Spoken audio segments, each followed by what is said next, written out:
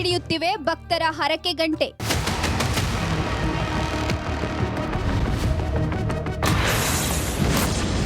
Tender ಆಗದೆ ಉಳಿದ ಟನ್ಗಟ್ಟಲೆ ಗಂಟೆ. ಹಚ್ಚ ಹಸಿರಿನ ಗಿಡ ಮರಗಳ ಮಧ್ಯೆ ಯಾವುದೋ ಗುಡಿಗೋಪುರ ಇಲ್ಲದೆ ಇರುವ ಬಯಲು ಆಲಯದ ಕ್ಷೇತ್ರ. ದಕ್ಷಿಣ ಕನ್ನಡ ಜಿಲ್ಲೆಯ ಬೆಳ್ತಂಗಡಿ ತಾಲೂಕಿನಲ್ಲಿ ಇರುವ ಸೌತಡ್ಕ ಶ್ರೀ ಮಹಾಗಣಪತಿ ಕ್ಷೇತ್ರ ಇದು. ಇಲ್ಲಿ ಬಯಲೆ ಆಲಯ. ಇಲ್ಲಿನ ಮತ್ತೊಂದು ವಿಶೇಷ ಅಂದ್ರೆ ದೇವಸ್ಥಾನದ ಸುತ್ತಲೂ ಭಕ್ತರು ಕಟ್ಟಿದ ಹರಕೆ ಗಂಟೆ. ಭಕ್ತರು ಕಷ್ಟ ಅಂತ ಬಂದಾಗ ಸೌತಡ್ಕ ಕ್ಷೇತ್ರಕ್ಕೆ ಬಂದು ಗಂಟೆ ಕಟ್ತೀನಿ ಅಂತ ಹರಕೆ ಹೊತ್ಕೊಳ್ತಾರೆ. ನಂತರ ಕಷ್ಟ ಪರಿಹಾರ ಆದಾಗ ಈ ರೀತಿಯಲ್ಲಿ ಗಂಟೆಯನ್ನು ಕ್ಷೇತ್ರಕ್ಕೆ ಬಂದು ಕಟ್ತಾರೆ.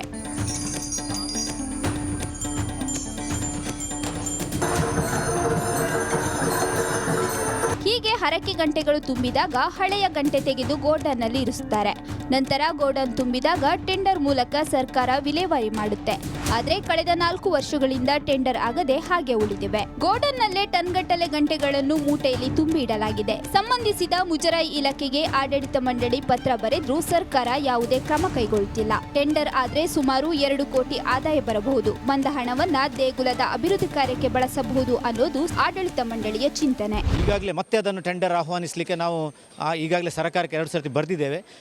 ಇಲ್ಲಿ ಈಗಾಗಲೇ ಅದನ್ನು ಸ್ಟಾಕ್ ಮಾಡಲಿಕ್ಕೆ ತುಂಬ ತೊಂದರೆಗಳಾಗ್ತಾ ಇದೆ. ಯಾಕೆಂದರೆ ಕೆಳಗಿನ ಫ್ಲೋರಿನಲ್ಲಿ ಮಳೆಗಾಲದಲ್ಲಿ ತುಂಬ ನೀರು ಬಂದು ನಿಂತು ಗಂಟೆಗಳೆಲ್ಲ ಈಗಾಗಲೇ ರಸ್ಟ್ ಹಿಡಿಯುವಂಥ ಪ್ರಮೇಯ ಬರ್ತಾ ಇದೆ. ಹಾಗಾಗಿ ನಾವು ಪ್ರತಿ ಸಲ ನಮ್ಮ DC ಗೆ ಅಥವಾ ಕಮಿಷನರ್ಗೆ ಲೆಟರ್ ಬರೆದು ಕೇಳ್ತಾ ಇದ್ದೇವೆ, ಆಕ್ಷನ್ ಬೇಗ ಮಾಡಿ, ಗಂಟೆಗಳನ್ನು ಹರಾಜು ಮಾಡಿ. ಯಾಕೆಂದರೆ ಈಗಾಗಲೇ 50 ಟನ್ ಅಂದರೆ ಸುಮಾರು 2 ಕೋಟಿಯಷ್ಟು ಮೊತ್ತದ ಗಂಟೆಗಳಿದೆ. ಈ 2 ಕೋಟಿ ನಮಗೆ ಸಿಕ್ಕಿದರೆ ದೇವಳದ ಅಭಿವೃದ್ಧಿಗೆ ಅದು ತುಂಬ ಉಪಕಾರ ಆಗ್ತದೆ. ಸೌತಡ್ಕ ದೇವಸ್ಥಾನದಿಂದ ವರ್ಷಕ್ಕೆ 12 ಕೋಟಿ ರೂಪಾಯಿ ಆದಾಯ ಬರುತ್ತೆ. ದೇಗುಲದಲ್ಲಿ ಗಂಟೆಗಳನ್ನು ಇಡೋಕೆ ಸರಿಯಾದ ಗೋಡನ್ ವ್ಯವಸ್ಥೆ ಇಲ್ಲ. ಇರುವ ಗೋಡನ್ನಲ್ಲೇ ಗಂಟೆಗಳನ್ನು ಮೂಟೆ ಕಟ್ಟಿ ಇಡಲಾಗಿದೆ. ಮಳೆ ಬಂತು ಅಂದ್ರೆ ಗೋಡನ್ ಒಳಗೆ ನೀರು ನುಗ್ಗುತ್ತೆ. ಇದರಿಂದ ಸಾಕಷ್ಟು ಗಂಟೆಗಳು ತುಕ್ಕು ಹಿಡಿದಿವೆ. 1.5 ಕೋಟಿಯಿಂದ 2 ಕೋಟಿಯವರೆಗಿನ ಮೌಲ್ಯದ ಹರಕೆ ಗಂಟೆ ಇದೆ. ಇದು ಧಾರ್ಮಿಕ ದತ್ತಿಯಲ್ಲಿ ಎ ಗ್ರೇಡ್ ದೇವಸ್ಥಾನವಿದೆ. ಸುಮಾರು ವಾರ್ಷಿಕ ಆದಾಯ 10 ಕೋಟಿಯಿಂದ 12 ಕೋಟಿವರೆಗೆ ಇದೆ. ಅಂಥ ಒಂದು ದೇವಸ್ಥಾನದಲ್ಲಿ ಭಕ್ತಾದಿಗಳು ನೀಡಿದಂತಹ ಹರಕೆ ಗಂಟೆಯನ್ನು ನಾವು ಈ ರೀತಿ ನೋಡುವುದು ನಮಗೂ ಒಂಥರ ಬೇಸರದ ಸಂಗತಿ. ಭಕ್ತರು ಭಕ್ತಿಯಿಂದ ಗಣಪನಿಗೆ ಸಮರ್ಪಿಸಿದ ಗಂಟೆ ಹೀಗೆ ಹಾಳಾಗಿ ಹೋಗುವುದು ಭಕ್ತರ ಭಾವನೆಗೂ ಧಕ್ಕೆ. ಇನ್ನಾದರೂ ಸರ್ಕಾರ ಎಚ್ಚೆತ್ತು ಕೂಡಲೇ ಗಂಟೆ ವಿಲೇವಾರಿಗೆ ಟೆಂಡರ್ ಕರೆದು ಬಂದ ಹಣದಲ್ಲಿ ಸೌತಡ್ಕ ಕ್ಷೇತ್ರದ ಅಭಿವೃದ್ಧಿ ಮಾಡಬೇಕಿದೆ. ಕರಾವಳಿಯ ಪುಣ್ಯಕ್ಷೇತ್ರ ಸೌತಡ್ಕ ಕ್ಷೇತ್ರದಲ್ಲಿ ಹರಕೆ ಅಂದರೆ ಗಂಟೆ ಹರಕೆಯಾಗಿ ನೀಡುವುದು ಭಾಳಷ್ಟು ಪ್ರಸಿದ್ಧಿ. ಅಂದರೆ ಭಕ್ತರಿಗೆ ಕಷ್ಟ ಬಂದಂಥ ಸಂದರ್ಭದಲ್ಲಿ ಗಂಟೆ ಹರಕೆಯನ್ನು ಹೇಳಿ ಭಕ್ತರ ಕಷ್ಟ ಪರಿಹಾರ ಆದ ಸಂದರ್ಭದಲ್ಲಿ ಅವರು ಹರಕೆಯ ರೂಪವಾಗಿ ಗಂಟೆಯನ್ನು ಇಲ್ಲಿಗೆ ಸಮರ್ಪಿಸ್ತಾರೆ. ಆ ಗಂಟೆಯನ್ನು ದೇಗುಲದ ಅಂದರೆ ಎದುರು ಕಟ್ಟುವುದಕ್ಕೆ ವ್ಯವಸ್ಥೆ ಇದೆ. ಒಂದು ಸ್ವಲ್ಪ ಸಮಯದ ಬಳಿಕ ಆ ಗಂಟೆಯನ್ನು ತಂದು ಸ್ಟೋರ್ ರೂಮ್ನಲ್ಲಿ ಇಡ್ತಾರೆ, ಅಂದರೆ ಒಂದು ದೊಡ್ಡ ಗೋಡನ್ನಲ್ಲಿ ಇಡ್ತಾರೆ. ಆದರೆ ಅದನ್ನು ನಂತರ ವಿಲೇವಾರಿಯಿಂದ ಈ ಟೆಂಡರ್ ಮೂಲಕ ವಿಲೇವಾರಿ ಕೂಡ ಮಾಡ್ತಾರೆ. ಆದರೆ ಕಳೆದ 4 ವರ್ಷದಿಂದ ಈ ಟೆಂಡರ್ ಆಗಲೇ ಇಲ್ಲ. ಪತ್ರ ಬರೆದರೂ ಕೂಡ ದೇವಸ್ಥಾನದ ಆಡಳಿತ ಮಂಡಳಿಯವರು ಈ ಟೆಂಡರ್ ನಡೆಸಿ ಅನ್ನೋ ಪತ್ರ ಬರೆದು ಕೂಡ ಅದು ಟೆಂಡರ್ ಮೂಲಕ ವಿಲೇವಾರಿ ಆಗಲೇ ಇಲ್ಲ. ಹೀಗಾಗಿ ಅದನ್ನು ಸದ್ಯ ಗೋಡನ್ನಲ್ಲಿ ಇಡಲಾಗಿದೆ. ಸುಮಾರು 2-3 ಟನ್ನಷ್ಟು ಹೆಚ್ಚಿನ ಗಂಟೆ ಈ ಒಂದು ಗೋಡನ್ನಲ್ಲಿ ಇರುವಂಥದ್ದು. ಸುಮಾರು 2 ಕೋಟಿಗೂ ಅಧಿಕ ಮೌಲ್ಯದ ಒಂದು ಗಂಟೆಗಳು ಇರುವಂಥದ್ದು. ಟೆಂಡರ್ ಆದರೆ ಸುಮಾರು 2 ಕೋಟಿಯಷ್ಟು ಆದಾಯ ಈ ದೇವಸ್ಥಾನಕ್ಕೆ ಬರುತ್ತೆ. ಅದನ್ನು ಬೇರೆ ಬೇರೆ ಕಾರ್ಯಗಳಿದೆ, ಅದಕ್ಕೆಲ್ಲ ವಿನಿಯೋಗಿಸ್ಬೋದು. ಆದರೆ ಸದ್ಯ ಯಾವುದೇ ರೀತಿಯಂಥ ಟೆಂಡರ್ ಆಗುವುದಿಲ್ಲ. ಈ ಹಿಂದೆ 4 ವರ್ಷದ ಹಿಂದೆ ಒಂದು ಟೆಂಡರ್ ಆಗಿತ್ತು, ಒಂದಷ್ಟು ಅಕ್ರಮ ಕೂಡ ಆಗಿತ್ತು. ಆ ಬಳಿಕ 4 ವರ್ಷದಿಂದ ಕೂಡ ಯಾವುದೇ ರೀತಿಯಿಂದ ಟೆಂಡರ್ ಆಗಲಿಲ್ಲ. ಅದನ್ನು ಈ ಒಂದು ಗೋಡನ್ನಲ್ಲಿ ಇರಿಸಲಾಗಿರುವಂಥದ್ದು. ಆ ಗೋಣಿಯಲ್ಲಿ ಅಟ್ಟಿಕಟ್ಟಿ ಈ ಒಂದು ಗೋಡನ್ನಲ್ಲಿ ಇರಿಸಲಾಗಿರುವಂಥದ್ದು. ಆದರೆ ಮಳೆಗಾಲದ ಸಂದರ್ಭದಲ್ಲಿ ಏನಿದೆ, ಇದು ಬಹಳಷ್ಟು ತಗ್ಗು ಪ್ರದೇಶದಲ್ಲಿ ಗೋಡನ್ ಇರುವ ಕಾರಣವಾಗಿ ಮೇಲ್ಭಾಗದಿಂದ ನೀರು ಹರಿದು, ಜೊತೆಗೆ ಈ ಭಾಗದಲ್ಲಿ ಒಂದಷ್ಟು ಒರತೆ ಕೂಡ ಇದೆ. ಮಳೆ ಜೋರಾದಂಥ ಸಂದರ್ಭದಲ್ಲಿ ಒರತೆ ಹೆಚ್ಚಾಗಿ ಈ ಒಂದು ಗೋಡನ್ಗೆ ನೀರು ನುಗ್ತಾ ಇರುವಂಥದ್ದು. ಮಳೆಗಾಲದಲ್ಲಿ ಹೆಚ್ಚಾದಂಥ ಸಮಯದಲ್ಲಿ ಪ್ರತಿ ಬಾರಿಯೂ ಕೂಡ ಈ ಒಂದು ಗೋಡನ್ಗೆ ನೀರು ನುಗ್ಗುವಂಥ ಘಟನೆಗಳು ಕೂಡ ನಡೀತಾನೆ ಇದೆ. ಇದು ಒಂದಷ್ಟು ಭಕ್ತರಿಗೆ ಬೇಸರ ಕೂಡ ತರುವಂಥದ್ದು. ಯಾಕಂದರೆ ಭಕ್ತರು ತಮ್ಮ ಅಭಿಷ್ಟ ಈಡೇರಿಕೆಯ ನಂತರ ಒಂದು ಗಂಟೆಯನ್ನು ಕಟ್ತಾರೆ. ಆದರೆ ಗಂಟೆಯನ್ನು ಈ ರೀತಿಯಾಗಿ ಗೋಡನಲ್ಲಿ ಇರಿಸಿ ಆ ರೀತಿಯಾಗಿ ಆ ನೀರು ನುಗ್ಗಿ ಅದು ತುಕ್ಕು ಹಿಡಿಯುವುದು ಒಂದು ರೀತಿಯಲ್ಲಿ ಭಕ್ತರ ಭಾವನೆಗೂ ಕೂಡ ಧಕ್ಕೆ ಅಂತಲೇ ಹೇಳ್ಬೋದು. ಆದಷ್ಟು ಬೇಗ ಮುಜರಾಯಿ ಇಲಾಖೆ ಮತ್ತು ಸಂಬಂಧಪಟ್ಟ ಅಧಿಕಾರಿಗಳು ಈ ಬಗ್ಗೆ ಗಮನ ಹರಿಸಿ ಇದನ್ನು ಟೆಂಡರ್ ಮಾಡಿ ಇದನ್ನು ಆದಷ್ಟು ಬೇಗ ವಿಲೇವಾರಿ ಮಾಡಬೇಕು ಅನ್ನುವಂಥ ಒತ್ತಾಯ ಕೂಡ ನಮ್ಮದು. ಕ್ಯಾಮರಾ ಪರ್ಸನ್ ದಿವಾಕರ್ ಪದ್ಮುಂಜ ಜೊತೆ ದಿನೇಶ್ ಕಾಶಿಪಟ್ನ, ರಿಪಬ್ಲಿಕ್ ಕನ್ನಡ, ಮಂಗಳೂರು.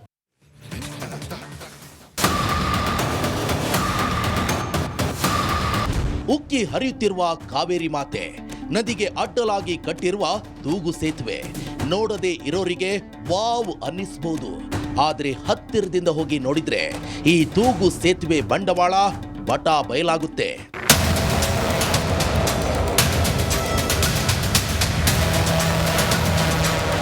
ಕಿತ್ತು ಬಂದಿರುವ ನೆಟ್ ಬೋಲ್ಟ್, ಎದ್ದಿರುವ ಕಂಬಿಗಳು, ಬಾವುಲಿಯಂತೆ ನೆದಾಡ್ತಿರುವ ಕಬ್ಬಿಣದ ರಾಡ್ಗಳು, ಆತಂಕದಲ್ಲಿ ಸಾವಿನ ಸೇತುವೆ ದಾಟುತ್ತಿರುವ ಗ್ರಾಮಸ್ಥರು.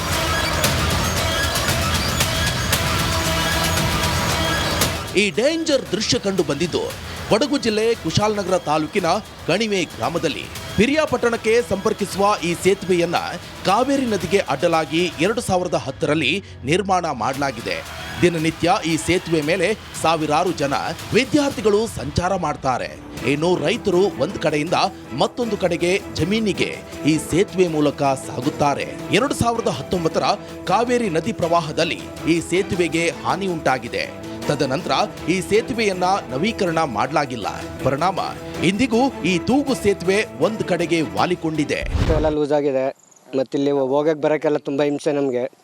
ಇನ್ನು ಟೌನ್ಗೆ ಏನಾರು ವ್ಯಾಪಾರಕ್ಕೆ ಹೋಗ್ಬೇಕು ಅಂದ್ರೆ ಭಾರಿ ಹಿಂಸೆ. ಇಲ್ಲೇ ಹೋಗ್ಬೇಕು, ಇಲ್ಲಾಂದ್ರೆ ಆ ಕಡೆ ಹೆಬ್ಬಾಲಿಂದ ಬಳಸ್ಕೊ ಬರ್ಬೇಕು. ಇದು ಅಲ್ಲೇ 3 ವರ್ಷ ಆಯಿತು. ಪೀಸ್ ಎಲ್ಲ ಹೋಗಿದೆ ಸರ್, ಪೀಸ್ ಎಲ್ಲ ಬಿಟ್ಟು ಹೋಗಿದೆ. ತಿರುಗಾಡೋಕ್ಕೂ ಸಮಸ್ಯೆ ಇಲ್ಲಿ. ಅದಲ್ಲೇ ಹೊಳೆಯಲ್ಲಿ ಸಿಗಾಕೊಂಡಿದ್ದೆ ಸರ್. ಅಲ್ಲಿ ಹೊಳೆಯಲ್ಲಿ ಬಿಟ್ಟೋಗಿ ತೇಲ್ ಬಂದಿರೋದು, ಹುಲ್ ಮೇಲೆ ತೇಲ್ ಬಂದಿತ್ತು. ರೆಡಿ ಮಾಡಿಸ್ಬೇಕು. ಇದಕ್ಕೆ ಸಂಬಂಧಪಟ್ಟ ಅಧಿಕಾರಿಗಳು ಬಂದು ರೆಡಿ ಮಾಡಿಸಿದ್ರೆ ಆಗುತ್ತೆ. ಯಾರು ತಲೆ ಕೆಡಿಸ್ಕೊಳ್ಳಲ್ಲ. ಅಲ್ಲ, ಈ ಸೈಡಲ್ಲಿ ಪೂರ್ತಿ ಇದು ಬ್ರಿಡ್ಜು ತೂಗ್ಸಿದ್ಮೆ ಎಲ್ಲ ಇದಾಗಿ ಬೆಂಡಾಗಿ ಎಲ್ಲ ಇದು ಮಾಡಿ ಹೋಯ್ತೆ. ಮಕ್ಕಳು ಮರಿ ಯಾರು ತಿರ್ಗಾಡೋಕ್ಕಾಗಲ್ಲ. ಈ ಹೊರಗಡೆ ನಾವು ಹುಲ್ಲು ಎಲ್ಲ ಥರಕ್ಕೆ ಭೂಮಿ ಹತ್ರ ಹೋಗ್ತೀವಿ. ಅಲ್ಲೋದ್ರೂ ತಿರ್ಗಾಡೋಕ್ಕೆ ಹುಲ್ಲು ತೊಗೊಂಡು ಬರೋಕ್ಕಾಗಲ್ಲ. ಈ ಸೈಡು ಅದು ತೊಟ್ಲು ನೋಡಿದ್ರೆ ಆ ಕಡೆ ಈ ಕಡೆ ತೂಗಾಡ್ತದೆ.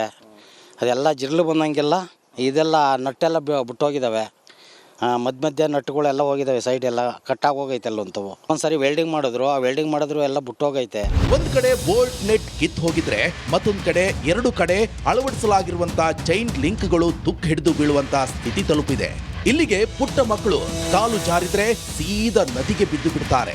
ಅದೆಷ್ಟೋ ಬಾರಿ ಸೇತುವೆ ದುರಸ್ತಿಗಾಗಿ ಮನವಿ ಮಾಡಿದ್ರು ಅಧಿಕಾರಿಗಳು ಕ್ಯಾರೆ ಅಂತಿಲ್ವಂತೆ. ದುರಂತ ಸಂಭವಿಸುವ ಮುನ್ನ ಸೇತುವೆ ಸರಿಪಡಿಸಿ, ಇಲ್ಲದಿದ್ರೆ ಸೂಪರ್ 3 ಬುಲೆಟ್ ಹಾರೋದು ಮಾತ್ರ ಪಕ್ಕ. ಕುಶಾಲನಗರ ತಾಲೂಕಿನ ಕಣಿವೆ ಗ್ರಾಮದಲ್ಲಿ ಒಂದು ತೂಗು ಸೇತುವೆ ನಿರ್ಮಾಣ ಮಾಡಲಾಗಿದೆ. ಅದು ಸಂಪೂರ್ಣವಾಗಿ ಶಿಥಿಲಾವಸ್ಥೆಯಲ್ಲಿದೆ. ಅದೇ ತೂಗು ಸೇತುವೆ ಮೇಲೆ ನಾವಿದ್ದೇವೆ. ಇಲ್ಲಿ ನೋಡ್ಬೋದು, ಇದು 2010ರಲ್ಲಿ ನಿರ್ಮಾಣ ಮಾಡಿದಂಥ ತೂಗು ಸೇತುವೆ. ಆದರೆ ಏನಾಗಿದೆ ಅಂತ ಹೇಳಿದ್ರೆ 2019ರಲ್ಲಿ ಏನು ಪ್ರವಾಹ ಬಂತು, ಆವಾಗ ಸಹ ಇದು ನೀರು ಹೆಚ್ಚು ಬಂದು ಮರಗಳು ಬಂದು ಸಂಪೂರ್ಣ ಡ್ಯಾಮೇಜ್ ಆಗಿತ್ತು. ಮತ್ತು ಸ್ವಲ್ಪ ಸರಿಪಡಿಸಿದ್ರು ಕೂಡ ಸಂಪೂರ್ಣವಾಗಿ ಅದು ಸರಿಯಾಗಿಲ್ಲ. ಅಂದರೆ ಇಲ್ಲಿ ಬೋಲ್ಟ್ ನೆಟ್ಗಳೆಲ್ಲ ಬಿಟ್ಟು ಹೋಗಿದೆ. ಮತ್ತು ಇಲ್ಲಿ ನೀವು ನೋಡ್ಬೋದು ಯಾವ ರೀತಿ ಇದೆ ಅಂತೇಳಿ. ಸಣ್ಣ ಮಕ್ಕಳಿಗೆ ಇಲ್ಲಿ ಅಪಾಯ ಕಟ್ಟಿಟ್ಟ ಬುತ್ತಿ. ಇಲ್ಲಿ ನೋಡಿ, ಈ ಥರ ಸಂಪೂರ್ಣವಾಗಿ ಕಂಬಿಗಳು ಇಲ್ಲಿ ಈ ಸೈಡಿಂದ ಹೋಗಿದೆ. ಇಲ್ಲಿ ಕಾಲು ಇದರೊಳಗೆ ಆದರೆ ಕೆಳಗೆ ಬೀಳ್ತಾರೆ ಮಕ್ಕಳೆಲ್ಲ. ಇದು ಸಂಪೂರ್ಣವಾಗಿ ಇದೇ ರೀತಿ ಇದೆ ಇಲ್ಲೆಲ್ಲ. ಮತ್ತು ಇಲ್ಲಿ ರಾಡ್ಗಳು ನೋಡಿ ಯಾವ ರೀತಿ ಮೇಲೆ ಬಂದಿದೆ ಅಂತೇಳಿ. ಇಲ್ಲಿ ಹಾಕಿರುವಂಥ ವೆಲ್ಡ್ ಮಾಡಿದ್ರು ಅದೆಲ್ಲ ಬಿಟ್ಟು ಹೋಗಿದೆ. ಮತ್ತು ಈ ಸೇತುವೆ ಕೆಳಭಾಗದಲ್ಲಿ ಕೂಡ ಇದೇ ರೀತಿ ಇಂಥ ರಾಡ್ಗಳು ನೇತಾಡ್ತಿದೆ. ಆದ್ದರಿಂದ ಇದನ್ನು ಸರಿಪಡಿಸಿ ಅಂತ ಹೇಳಿ ಸ್ಥಳೀಯರು ಆಗ್ರಹ ಮಾಡ್ತಿದ್ದಾರೆ. ಮತ್ತು ಈ ಸೇತುವೆ ಸಂಪೂರ್ಣ ವಾಲಿದೆ ಒಂದು ಸೈಡ್ಗೆ, ಒಂದು ಸೈಡಿಗೆ ಈ ರೀತಿ ಇರುವಂಥದ್ದು. ಅದರಿಂದ ನಡೆದಾಡಲು ಕೂಡ ಹೆದರಿಕೆ ಆಗುತ್ತೆ ಅಂತ ಹೇಳ್ತಿದ್ದಾರೆ. ಅಂದರೆ ಒಂದು ಭಾಗದಲ್ಲಿ ಕೊಡಗು ಬರುತ್ತೆ, ಮತ್ತೊಂದು ಭಾಗ ಪಿರಿಯಾಪಟ್ಟಣ ತಾಲೂಕು ಬರುತ್ತೆ. ಸಾಕಷ್ಟು ಜನ ಇಲ್ಲಿ ಹೋರಾಟ ಮಾಡ್ತಾರೆ. ಆದ್ದರಿಂದ ಆದಷ್ಟು ಬೇಗ ಈ ಶಿಥಿಲಾವಸ್ಥೆಯಲ್ಲಿರೋ ಸೇತುವೆ ಸರಿಪಡಿಸಿ ಅಂತ ಹೇಳಿ ಸ್ಥಳೀಯರು ಆಗ್ರಹ ಮಾಡ್ತಿದ್ದಾರೆ.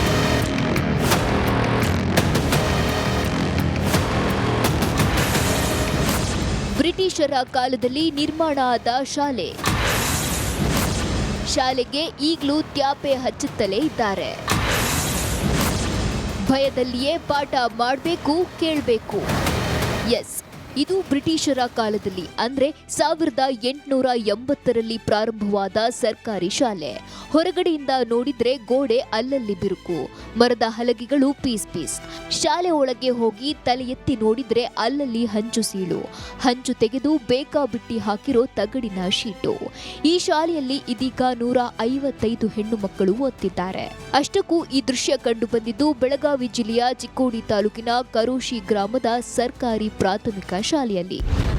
ಸುಮಾರು 1880 ಇಸ್ವಿಯಲ್ಲಿ ಸ್ಥಾಪನೆ ಆಯಿತು ಸ್ಕೂಲ್. ಇದು ಸುಮಾರು 44 ವರ್ಷ ಸರಾಸರಿ ಆಗಿರ್ಬೋದು. ಆದರೆ ಇಲ್ಲಿ ಅನೇಕ ಇಲ್ಲಿ ಕಲಿತಂಥ ವಿದ್ಯಾರ್ಥಿಗಳು ಎಲ್ಲರೂ ಉನ್ನತ ಹುದ್ದೆಯಲ್ಲಿ ಈಗಾಗಲೇ ಕಾರ್ಯವನ್ನು ನಿರ್ವಹಿಸಿದ್ದಾರೆ. ಕೆಲವರೆಲ್ಲ ನಿವೃತ್ತಿಯನ್ನು ಕೂಡ ಹೊಂದಿದ್ದಾರೆ.